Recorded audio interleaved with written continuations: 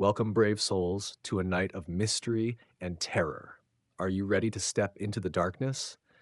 Hold your breath, because tonight's story will haunt you long after the lights go out. Must you have battle in your heart forever? The bloody toil of combat? Old contender, will you not yield to the immortal gods? This nightmare cannot die, being eternal evil itself. The horror and pain and chaos. There is no fighting it. No power can fight it. All that avails is flight, the Odyssey. Dear James, I write to inform you that your persistent inquiries into the Byron House incident have finally worn away the last threads of reticence I may have developed regarding its open discussion. I have warned you more than enough in my various replies over the past few years, but if you still desire to know the truth of what happened at that accursed house, on that accursed night, read on. I urge you not to do so, however. Some things are best left buried in the past, or in this case, buried beneath the charred rubble and crumbled stones of that hideous edifice. I do not write this letter easily. Even now, the events surrounding that night create a panic that causes a cold dread to creep across my skin. To even briefly recall what I saw on that night, and the measures I took to end it, causes my mind to unravel in terror at what vague horrors may still lurk beneath the bricks and mortar of that terrible place. Although my account is undoubtedly localized in its scope, it hints at a much larger gathering of nightmarish forces at work in the hidden, shallowed corners of the earth and beyond. The lurking unknown that layers in the twisting vistas of the deepest cosmic spheres and the lightless chasms of the unnameable blackness of the outside. I have long since burned all my diary entries detailing Byron House and my subsequent correspondence with the occultists, pseudoscientists, and fringe scholars from across the globe. All that remains is the very letter you now hold in your hands. Because I have destroyed all written record of what happened at the house, I am relying purely upon my memory to recount the shadowed details. The horrid truth is that I have forgotten much of it, and what remains feels like little more than the fevered hallucinations of an oversensitive and morbid imagination. It may be for the best that I struggle to remember the exact facts of the matter, a blessing for both of us, in fact. I will now detail for you the horrible chain of events that led me to soak the attic room of Byron House in gasoline and burn the building down to cinders, free of all its occupants, save one. You may recall that I always held an interest in the afflictions of the mind and the morbid fascination with those poor souls with which such illnesses hold enthralled. Well, in my younger years, before I became a doctor and was still very much under subjugation of academic studies, I took on the role of an orderly at Byron House. For me then, the job was more than a way to pay my university fees, but a way for me to get close to that unseen world of lunacy and madness. Byron House had once been a home for the elderly, but was closed for unknown circumstances, only to be bought and reopened privately by one Dr. Samuel Monroe as a home for the mentally ill. I knew the house long before I ever worked there. Everyone in Barton did, I think. In my childhood, it served perfectly as the quintessential haunted house for me and my small coterie of friends, whereas they looked upon the building as a means of acquiring a cheap thrill, calling the staff and residents names before running away. I looked upon it with a chilling but irresistible dread. Even the macabre held me in its grip of fascination. It wasn't wraiths bound in chains or moaning specters that captivated my imagination. No, Byron's phantoms were bound in the crippled gray flesh of those elderly inhabitants. I would watch them, shambling around its gardens, waiting, perhaps even hoping for death to swoop down and take them. I sat for hours, motionless behind a hedge, and watched their frail, brittle bodies wander around the wide lawns. seemingly unaware of the morbidity of their surroundings. I made a vow to myself one day that I would never allow old age to take me. I was determined that I would die relatively young and energetic.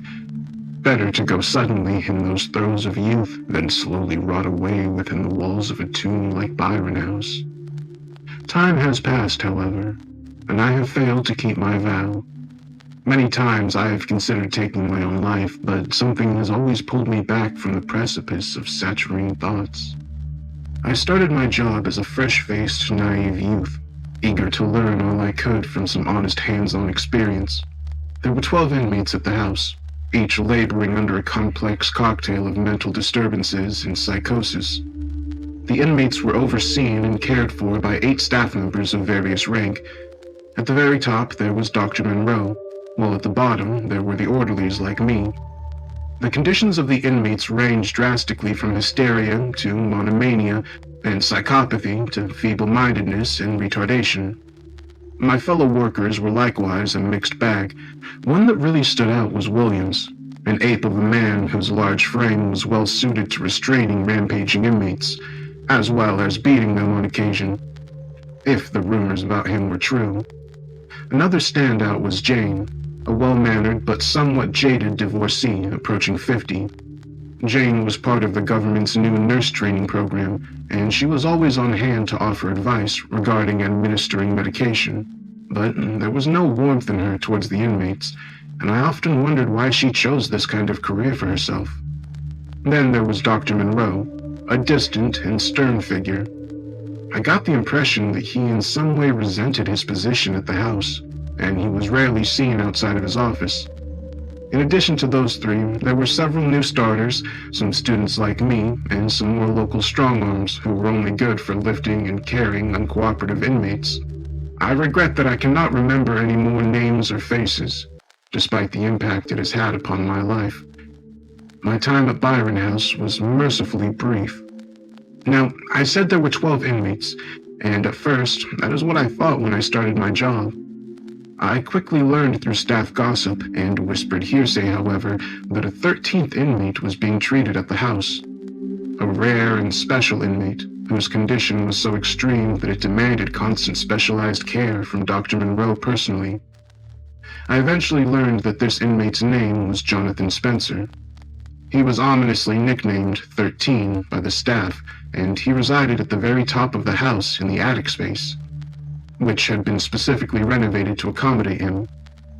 Unlike the other inmates who were permitted to occasionally visit their families, 13 never left the house. He never even left his attic room, and all the staff except for Dr. Monroe were forbidden from going to the top floor of the house.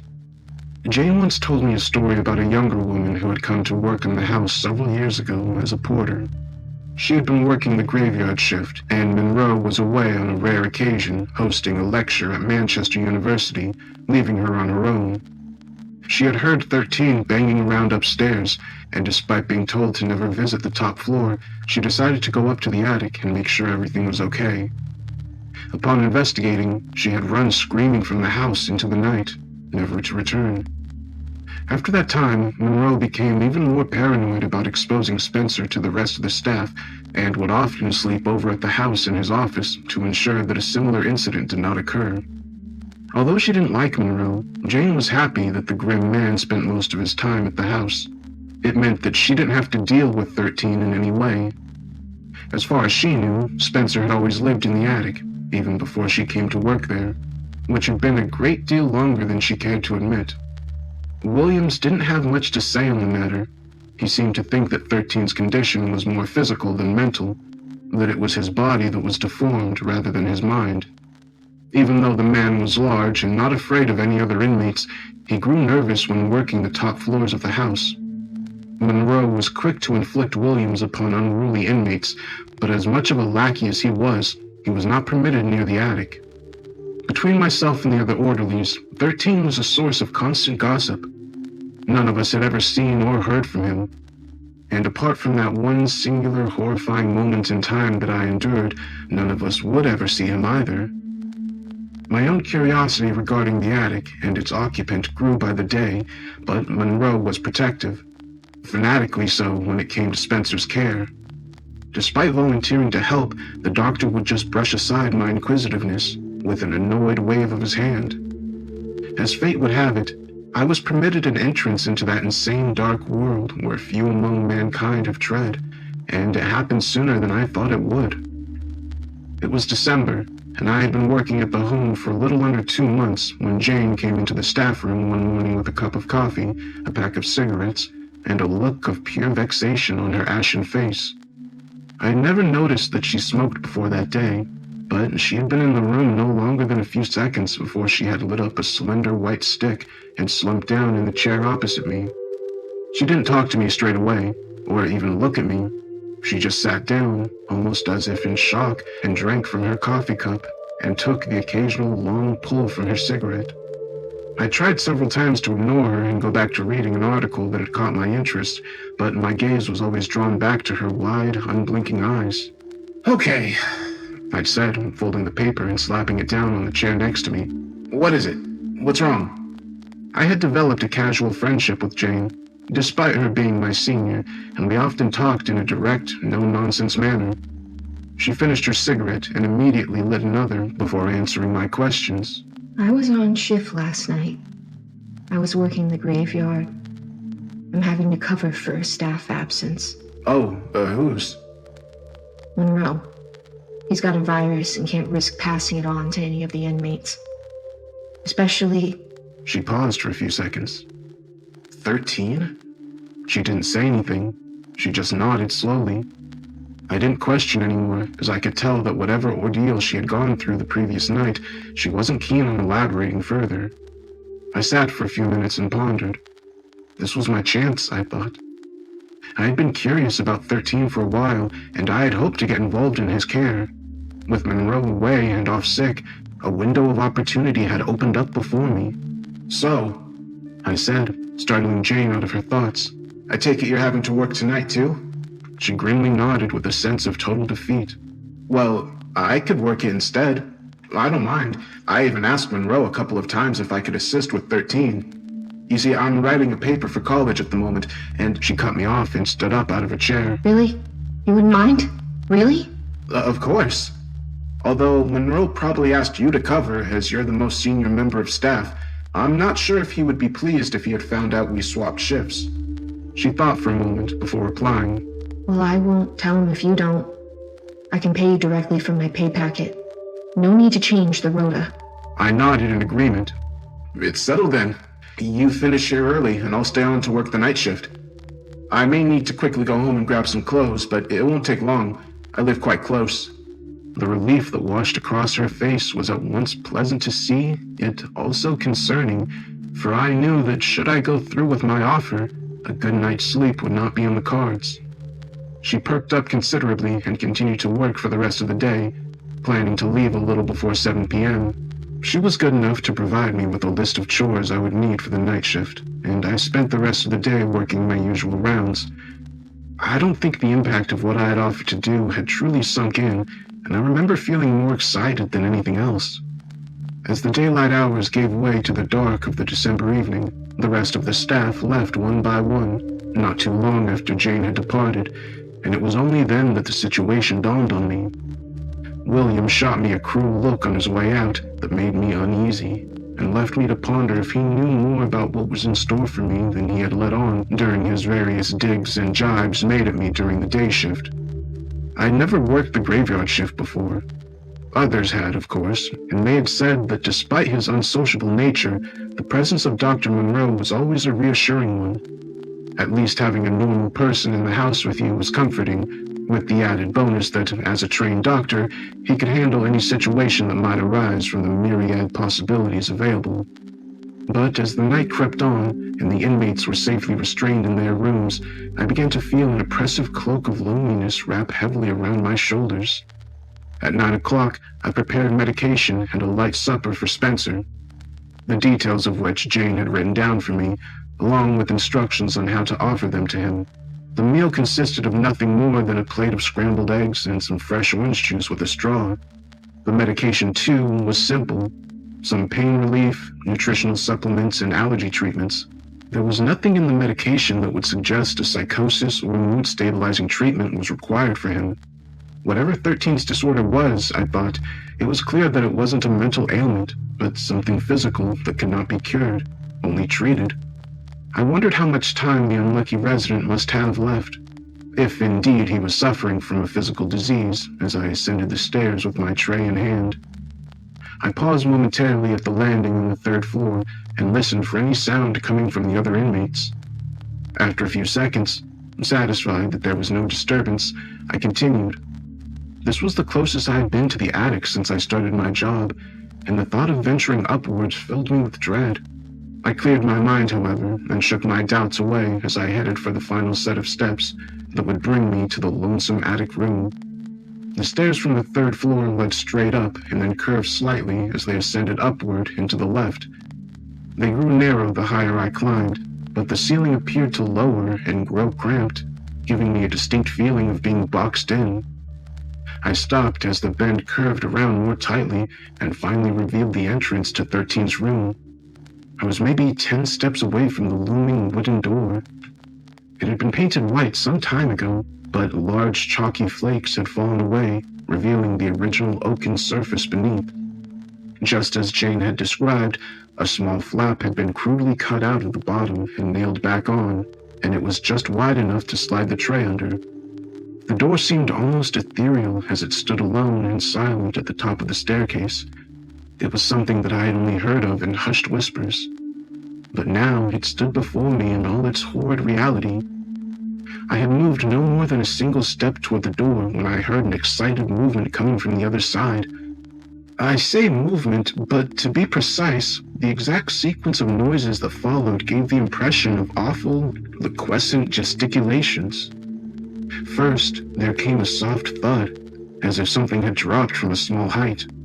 The noise was softly muted, as if whatever had landed had been cushioned by thick folds. I thought at the time that this was probably attributed to something like Spencer rolling out of his bed whilst wrapped in thick blankets, but there was a certain hinted wetness about the sound that baffled me. Secondly, and more repulsively, a low dragging sound followed by a labored breathing could be heard. It grew louder the longer I stood, but appeared to take a long time to get to the door.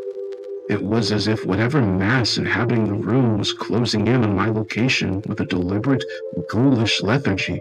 Horror took hold of my heart, but the rationale in me demanded I maintain clear thinking. In a burst of what I could only describe as mad curiosity, I ascended the stairs and sat the tray down at the bottom of the door. Then I pushed my body down flat against the stairs so that my head was level with the half-inch gap between the floor and the bottom of the door. What greeted me on the other side will haunt me until the end of my days, for looking back at me was a set of bulbous, bloodshot eyes. I don't remember running back down the stairs, but I do remember going into the ground floor bathroom and vomiting. A silly reaction, you might think, but there was something about those eyes that disturbed me to my very core. It may have been the odd spacing between them, or the way they had seemed to roll around sluggishly and loose in their sockets. For some reason, I couldn't banish the thought of a toad or a frog from my mind, as if my brain was struggling to conjure up the most obvious terrestrial comparison to the alien eyes that had glared back at me. I spent the rest of my night shift in the staff room, drinking coffee and waiting for the December sun to rise. When it finally did so, I packed up my things and waited for Jane and the other morning staff to relieve me of my duty.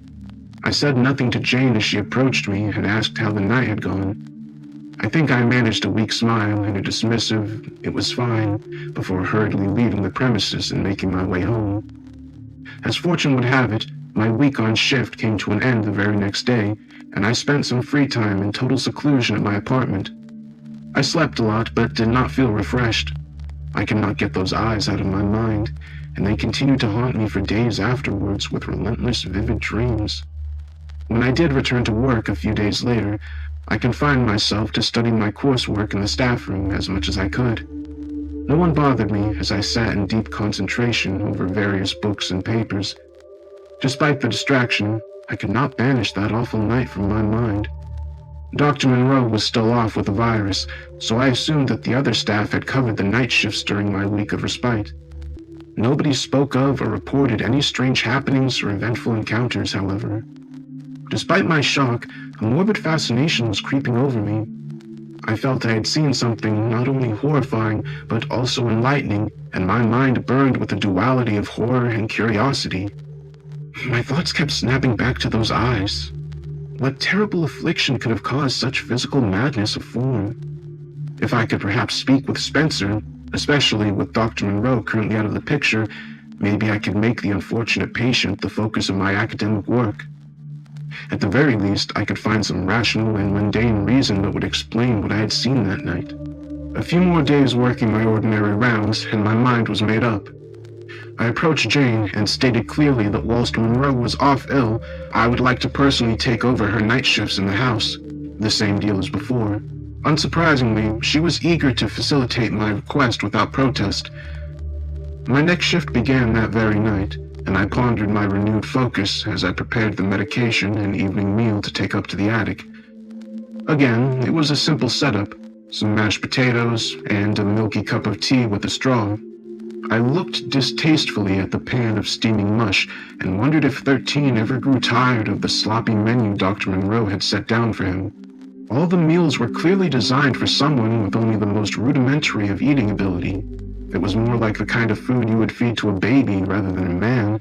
It was all soft puddings, mashed vegetables, and liquid nourishment. With a newly formed resolve, I made my way back to the attic with my tray, this time without pausing. As I ascended that last set of stairs, something did indeed greet me at the door. It was not an object of terror or disgust, but rather an item that made me immediately question its validity as something that belonged to this exact time and place. It was a small piece of plain paper, a little crumpled and folded crudely several times, and it was sticking out from the gap at the bottom of the door. No sound came from within the room beyond, and I assumed that 13 must be sleeping. I quietly slid my tray carefully through the flap as to avoid disturbing the occupant behind the door, and collected the note and breakfast tray left behind by the morning staff before creeping quietly back down to the staff room. I dared not read the note during the night, just in case its contents caused a disturbance in my mind that would affect my ability to continue working.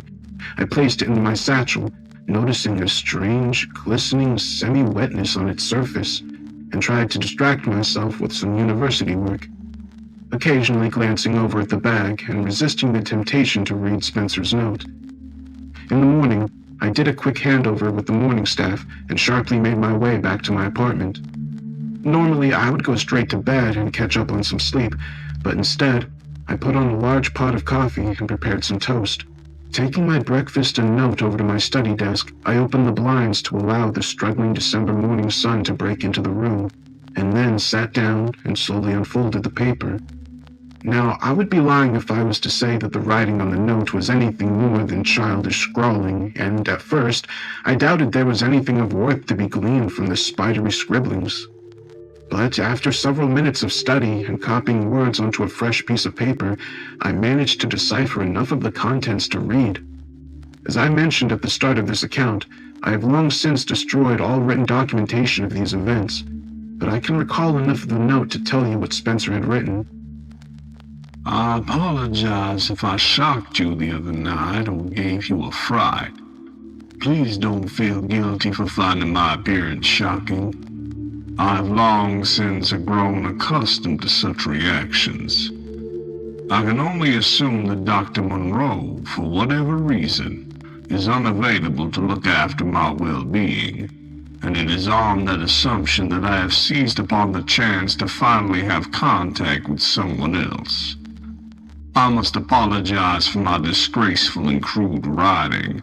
My condition makes matters of delicacy difficult, so please be patient. I will not confuse you with the full knowledge of what is at work here, nor my condition or cause of confinement within this house. I freely admit that I do not know exactly where I am or how much time has passed since I first came to be here, but that isn't important anymore. Unless certain measures are taken care of, I will not be long for this world, and if that happens, it can only mean Monroe has achieved his grand aim. Understand this. The man you know as Dr. Samuel Monroe is not who he appears to be. In our youth, we were close friends, the best of friends, you could say, and together we adventured and traveled among all the forgotten corners and exotic places of the world. The Orient, the Congo, and Arabia. We explored the deepest jungles of the Indian subcontinent, the ancient sands of Egypt, and the forgotten ruins of the Americas. My condition is somewhat linked to these travels, but it is something far more sinister than a mere tropical disease. Now I need to have two things from you, if I may be so bold. I realize you are under no obligation to aid me, but know that if you do, you will not only be doing me a service, but also securing the future safety of all mankind. Firstly, I need you to keep our correspondence a secret. No one, least of all Monroe, must suspect we are in contact. That man is wicked and will seek to do you harm should he discover you have been talking with me. Secondly, I will need you to acquire some items that have been taken from me. Unfortunately, I believe them to be in Monroe's possession. I will tell you more about these once I have received a reply from you. Only then can we move things forward. I'm thankful to whatever powers allowed our paths to cross, and I look forward to hearing from you. The note was fascinating. I reread it several times as my coffee and toast lay forgotten amidst the dozens of questions now burning through my mind. I could not be certain that it was even meant for me, but somehow I grew convinced it was. The eloquence of the writing was in total contrast to the manner in which it was presented, but it clearly came from a vibrant and sharp mind. As intelligent as the author may have been, it was clear that Spencer was disturbed in some way. There was little doubt that the letter had cast a dark shadow over Dr. Monroe's conduct. Just what sort of wickedness was Spencer implicating the doctor in? True, the man was unfriendly, cold even, and more than a little abrupt, but would he really seek to cause me harm should he find out I was in contact with Spencer? I simply could not give the idea credence. I was quite certain, at this point at least, that the whole affair regarding Spencer's dislike of Monroe was a delusional fantasy, conjured up by Spencer in the isolation of his attic confinement. After all, was it not only nature for someone with a mental disturbance to project a demonic persona upon those whom he saw as his jailer? Fantasy or not, I decided to follow the advice given to me and not alert Dr. Monroe to my contact with Spencer, if only out of a desire to keep my job as opposed to any kind of fear of physical harm. I wrote a reply that morning and took it up to Spencer when I started my next night shift. Suffice to say, I had agreed to hear him out, but only on the sole condition that he told me all he knew about his illness, so that I could use that knowledge to benefit medical science. Of course, what I was truly hoping for was a unique case to focus my academic studies and career around, and I'm sure on some level Spencer suspected that. Before sliding my reply under the door, I first attempted to make verbal contact. I pressed my head close to the door and simply said, "It's me. I got your note." No reply came. I continued with, "How did you know I would get it? Can you hear me?" My last question was cut off by a low, bubbling, gurgling sound, a liquid response that brought bile up to my throat. I fled once more, almost as keenly as the first night I saw those terrible eyes, and confined myself once again to the staff room, where a cold sweat prevented me from gaining any meaningful rest. Early the next morning, I rushed upstairs before the morning staff came in, and to my relief, there was another note waiting for me. This second letter was shorter than the first, and as I was more accustomed to his writing, I was able to quickly read over it before the day shift arrived. Overwhelmed to hear that you will aid me. I am a little unsure if you are ready for all that I have to say, but you must be for my sake and also for yours. Before that, though, I must address a few things. Last night I was unable to respond to your questions. I did try, but as you no doubt heard, my vocal skills have atrophied to the point of uselessness. I appreciate your keen interest in my condition. I'm flattered that you would consider trying to offer treatment or a cure, but I'm afraid I am far beyond that. Perhaps a bath in the waters of Lake Hali and Carcosa, or the medicine of the star scientists of distant Yugoth might avail me. But mere terrestrial treatment is useless. My affliction is just that, a punishment handed down by careless forces that occasionally take an interest in our race. Never to our benefit, and always to our misery. No, I am beyond help, but I thank you for the gesture. The items I mentioned in my last letter are as follows: my diary that I kept up until my imprisonment, and a manuscript. The latter is of the most importance. Its title is De Vermi Mysterii. Both should be in Monroe's home. You must find a way to get both back to me here, as quickly as you can. The next few days dragged on. I knew what Spencer wanted me to do, but I was undecided if I was capable of committing a crime to get him what he wanted. Clearly, he was delusional. There could be no doubt of that, but I was still so keen to learn more about him. Despite his words, I was sure his condition could benefit from study, and it was only the continued imprisonment by Dr. Monroe that stopped the medical community from offering him any kind of aid. I wasn't fully ready to burgle a man's home on the request of a madman, and besides, Dr. Monroe was still off work with a virus. Making a midnight trip to his home a risky endeavor. I had no reason to call on him in a social capacity, and I doubted he would even recognize me as a work colleague. Such were the man's ways. I maintained a relaxed correspondence with Spencer, avoiding a direct answer to his request and instead probing further into his and Dr. Monroe's past. Eventually, he grew impatient, and our brief notes started to turn into bitter, circular arguments. Spencer's illness appeared to worsen, and he was growing nervous. I was unwilling to rush headlong into a decision regarding recovering his notes and manuscripts, and this provoked in him a string of notes filled with venomous scoldings. I admit that during this time I considered dropping the matter entirely and returning to my previous routine of university work, and considered quitting Byron House altogether. Before deciding one way or the other, however, I took it upon myself to do some research without telling Spencer. I didn't have a lot to go on, but I made a trip into the nearby town of Eastwich and consulted the modest library there. I searched for anything that mentioned a lake. Hali, Carcassa, Yugoth, D. Vermis Mysteries, and all the other nonsense words that had appeared in Spencer's note. Of Lake Hali and Yugoth, there was nothing. No text on geography, history, science, astronomy, or any other subject known to man contained a reference to either of these words. De Vermis Mysteries was a more successful area of study, and I learned a great deal about this forbidden and cursed tome.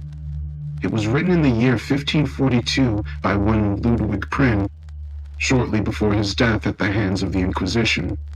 Various translations and copies had been made throughout history, many with strange titles, such as the Grimoire or the Saracenic Rituals. Its original Latin title, however, was ominous, translating into something akin to the Mysteries of the Worm.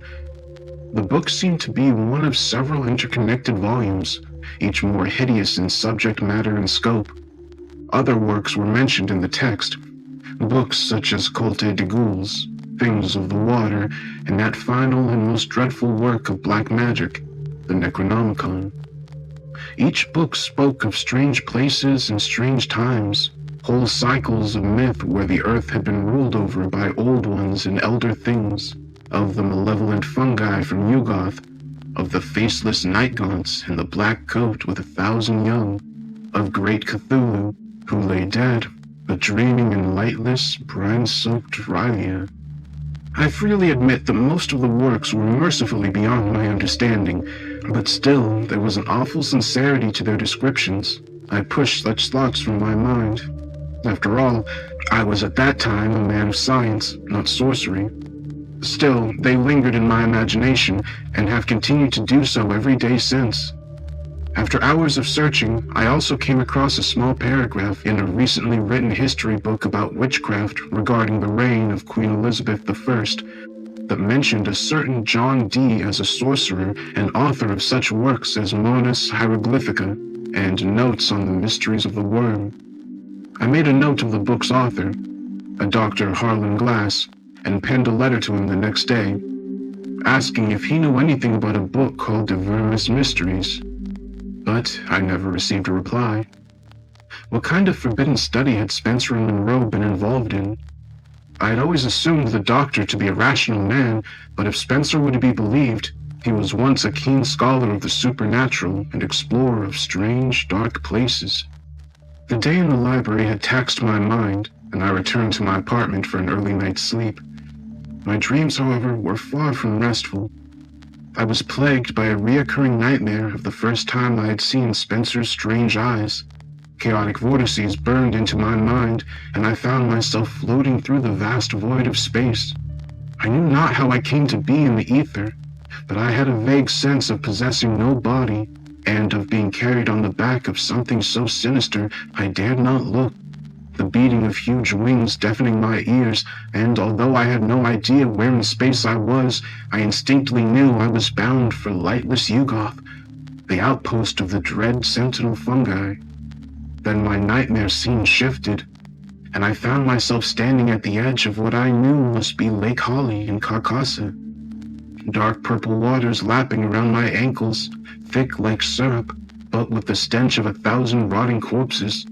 Something huge and horrifying rotating slowly in the center of the lake, a colossal tower of plastic flesh that, to my horror, possessed the mockery of a face upon its surface, and eyes too. The swollen, bulging eyes of Spencer. I awoke suddenly, screaming and short of breath. My sheets were damp with cooling sweat, and my head throbbed in pain. I took a week off work to recover, but the nightmares continued to assault me on a nightly basis.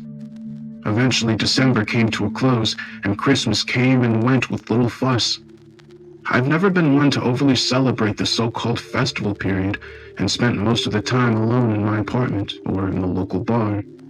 When I did finally return to Byron House, I discovered that Dr. Monroe had also returned to work and was looking a lot healthier, having finally beaten the virus, and he was back to his usual aloof self. I was somewhat relieved, as his presence made contact with Spencer impossible and beyond my control, something even he would be forced to accept, as it seemed he was as afraid of Monroe discovering our contact as I was.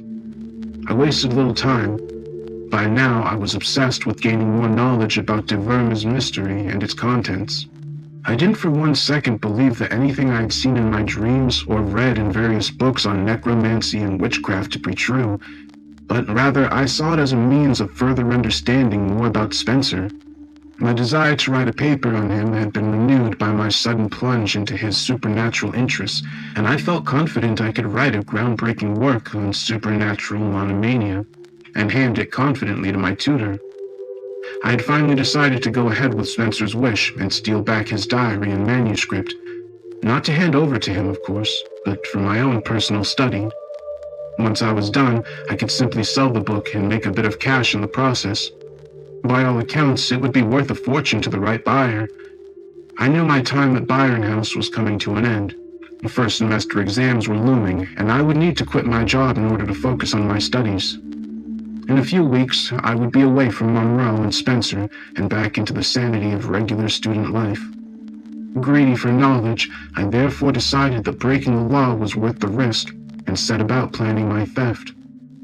I started to follow Monroe home on my days off. Despite recovering from his illness, he seldom stayed the night over at Byron House. No doubt he was still recovering on some level and wished to sleep in his own bed. This would make things difficult, of course, but I was confident his stubbornness would cause him to quickly lapse back into his old habits. I would wait for him just out of sight, and then carefully shadow the man until I became familiar with his routine. Fortunately, he did as I suspected he would, and started spending more time at Byron House. Eventually, I chose a night to break into his home. It was a freezing January night when I made my way over to Monroe's large, detached house on Town Court Lane. The night was clear and painfully chilly, and the moon and stars were shining down brightly from the void above, momentarily bringing back memories of my recent nightmares. I won't make too much of an ordeal about my burglary, and I'm certainly not proud of it. Despite being a total amateur, I managed to scale the large brick wall at the back of the residence and, using my jacket wrapped around my hand, punched my way through the small glass plate fitted into the kitchen door. Wasting no time, I pulled out my flashlight and systematically searched the downstairs room. It wasn't long before I came upon a study. There was a strong musk permeating the whole room, which I attributed to the stuffed animals and ancient tomes that littered the walls. Hundreds of large, heavy books were held up by sagging shelves that almost seemed to creak and moan under the weight. I searched the largest of the bookshelves, trying my best to find the tome I needed. The books were in no order and heaped upon each other in a haphazard fashion. Among the mundane volumes on history, anthropology, and geography, there sat several dark and sinister texts that I had seen mentioned in my time at the Eastwich Library. Unaussprechenlichen Kulten von Junts, Comte de Erletz, Cult des Ghouls, and the dreaded Selenial fragments. Most of these forbidden texts appeared to be modern translations, but at least one of them was frighteningly authentic and ancient. It didn't take me long to find De Vermis Mysteries. I slid the crumbling manuscript out of the shelf carefully, the remaining books gently toppled into the vacant space it left behind. I doubted if Monroe would even notice a particular volume missing in all this chaos, but I quickly rearranged the shelf, so no noticeable gaps were present. I noticed another, slimmer, black-bound volume tied to the back of the manuscript, and a quick check confirmed it to be Spencer's diary. I silently praised Monroe's sense of propriety. Despite his disorderly collection, he must have known how important Spencer's diary and notes on the manuscript were. Unable to contain my curiosity, I opened De Vermis Mysteries and glanced over the spidery text inside. Unfortunately, the manuscript was far too complex to decipher, with its archaic Latin, and so I concentrated instead on the more accessible but no less mysterious journal. I was confident that Monroe would not return home, and the house had no close neighbors, so by the light of my flashlight, I sat at the study's large desk and read. The journal detailed the various travels that Monroe and Spencer had undertaken as young men, and it appeared that the latter had been true to his word in his note describing these adventures. The diary spoke of an ancient cult that the two had come into contact with during their sojourn in Central Asia, a place, or perhaps even a time, known only as Lang. It also spoke of a secret order of undying monks who guarded a fabulous treasure that lay in the center of a great stone monastery. This treasure, a large golden idol of a winged hound, was a powerful artifact, capable of opening the way for the old ones locked beyond our reality. They guarded this treasure from all would-be thieves, such as the fearsome Cho-Cho, a race of semi-human cannibals, as well as the dreaded spiders of Lang, sentient arachnids with their own designs for mankind. The old ones appeared to be Monroe's main motivation concerning the cult. In particular, he appeared to be opposed to them in some way. Spencer seemed much more interested in the cult's mysterious powers. As I read on, I learned more about their dealings with the monks and the secrets of immortality that they could induct outsiders into. It seemed that Spencer did indeed get his wish and meet the deathless leaders of the group, but that meeting had gone sour, and in retaliation he decided to steal the golden idol and make his escape. Monroe was reluctant to go with him, but, being guilty by association, was forced to flee for his life. During the trip back to England, the two had been in constant disagreement as to the idol's fate. Monroe wanted to be rid of the thing, but Spencer refused, saying that the black secrets contained within would allow them to live forever as gods upon the earth. At some point, the two parted ways, Monroe with the idol and Spencer with nothing. He grew deeply paranoid and furious with Monroe's departure, and became convinced that either the cult or Monroe had placed a curse on him, and spoke first of the symptoms that no doubt manifested into his current condition. I tried my best to locate the idol, which was drawn on a diary page with great detail, but my efforts were fruitless. I suspected that Monroe may still possess it, but that it must be hidden somewhere in his house, or even his office at Byron. Regardless, it was time for me to leave. I didn't sleep well after reading Spencer's diary. The nightmares grew more vivid and intense. I felt as if I was being plunged into gloomy Erebus, my tormented soul nightly assaulted by every blasphemous revelation that the diary had revealed. The morning I was due to attend my last shift at Byron House, I sat and pondered over an untouched cup of coffee. I had read much in the past few weeks, and although I was certain that the whole matter of magic and old gods and Yugoth was purely fanciful, I couldn't detach a dreadful sense of realness from the topics I had read. If everything written down in that diary was true, then it would appear that Monroe had put a stop to Spencer's plans of immortality and locked him up in the attic to cease whatever menace he may have been to mankind. Due to my nightmares, however, I was quickly growing tired with the whole affair. It was taxing my mind to the breaking point, and my studies had suffered because of it. I reasoned that if some insane inmate wanted his book back, who was I to deny him? Better to be rid of the things and banish all thoughts of elder gods and old ones from my mind and get back to my studies. Forget about the whole thing and my involvement in it. Secretly, I had thought about putting the books back in Monroe's house, but it had been clear that he knew about the burglary due to the smashed window I left behind. He seemed to be spending more time at home now, and I heard a rumor that he acquired a rather large German shepherd to guard his house. Having possession of the books would clearly mark my guilt.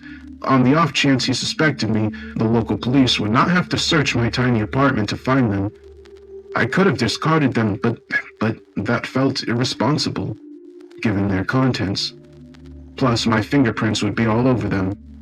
Selling them was an option, and my original plan, but I pondered upon what kind of person would be interested in obtaining the book, and to what purpose. Plus, they could still trace it back to me. You may think I was being paranoid, but at the time, I didn't want to risk the chance, no matter how unlikely that I could be linked to criminal activity. I snuck the manuscript and Spencer's diary into one of my folders and went to work. At the earliest opportunity, when the other staff were busy and there was a lull in activity, I marched up to the attic, and after a moment's hesitation, I placed both the diary and the Divermus Mysteries in front of the door and knocked once before briskly leaving. I worked sporadically at Byron House from then on. I had planned to quit, but a few extra shifts came my way, and I was in no position to turn down the money. I found a way to juggle the work with my studies, and I took day shifts only. Slowly, the nightmares stopped, and I was able to get adequate rest. I looked forward to passing my exams and starting a new semester at university, and it felt as if normality was returning to my life. However, I noticed a strange change in Monroe as the days went by. He was showing signs of severe stress and appeared to be growing weaker as time passed. The virus that had plagued him a few weeks ago appeared to be back, and I even saw him cough up a small measure of blood into his handkerchief. His entire demeanor took on a somber appearance. Great black rings formed around his eyes, and deep wrinkles appeared to be manifesting upon his brow. Not only did he come across as a man ravaged by illness, but also a man worried out of his mind. He was less abrasive than usual, and even attempted to make some light conversation with the other staff in an almost resigned and defeated way. Eventually, he got so ill that he once again had to leave work, only this time, he never came back. We received the news a few days later that Dr. Monroe had died of heart failure. Nothing unusual given his age and recent stress, but it still unnerved me greatly. His death plagued my mind, for if what I dared suspect was true, then I had somehow played a part in his death, and so had Spencer with that damn manuscript. Now, James, we are coming to the end of my story. It has taken a while to get to this point, and I admit that I may have stretched out the affair longer than I intended. If I have, it was only because I dread writing that which must be written down. It is the only way you will understand, as I did at the start of this account. I now urge you to consider not involving yourself any further in this matter. Put the occult and witchcraft far from the back of your mind. There are things mankind should not, cannot know. Black magic is truly the devil's work, James. If you are so inclined, you can do your own research on the history of Byron House. If you do so, you will learn that one February evening around 60 years ago, the house was burned down to its foundations. with only one casualty. You may also learn that not long after Dr. Monroe's house was broken into, a large portion of his private book collection was burned to ashes on his back lawn. No one was ever caught for these crimes.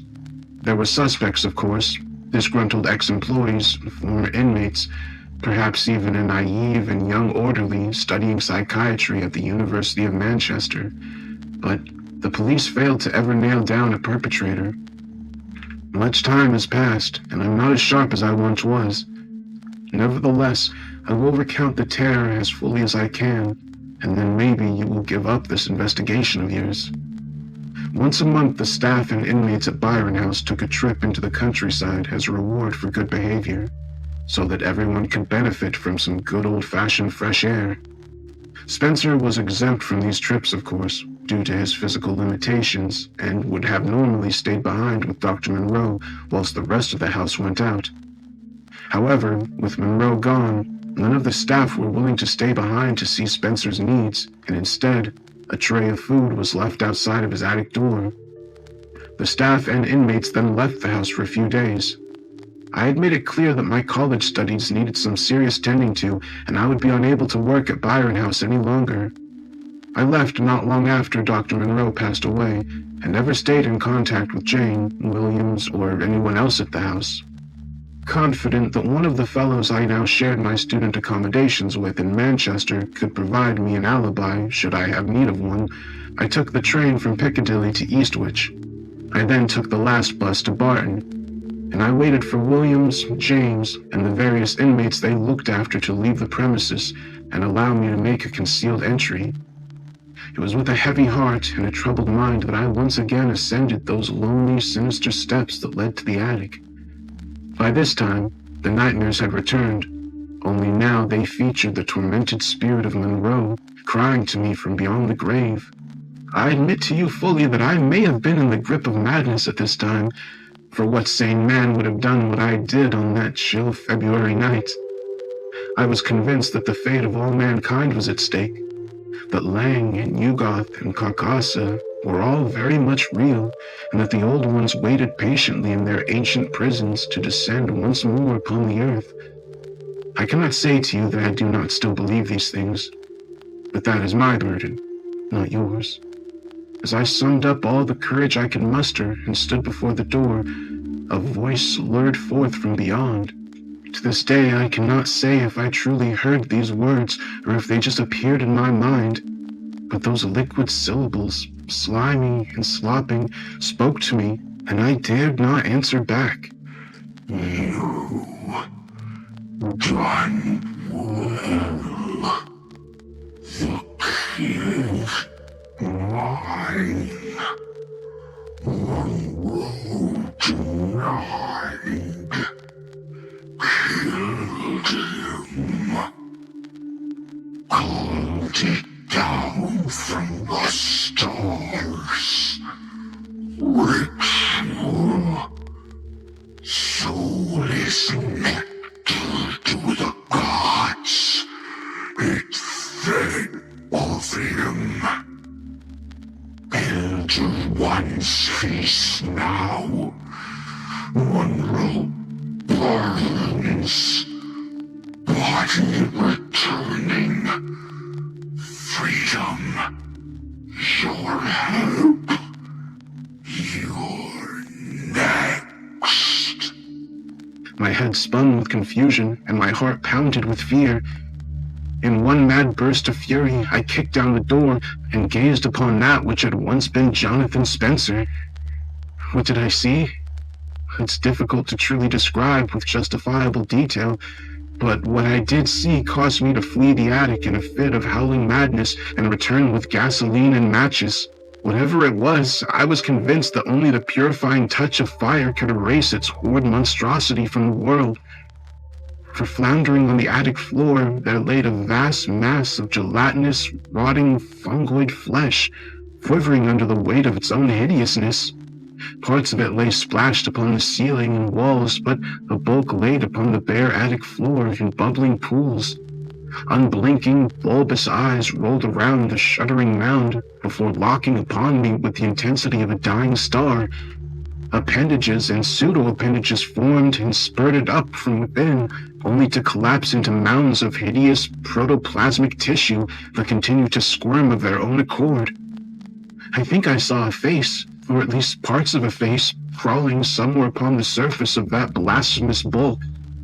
It was a rancid thing that had labored under the curse of Lang for more than half a century.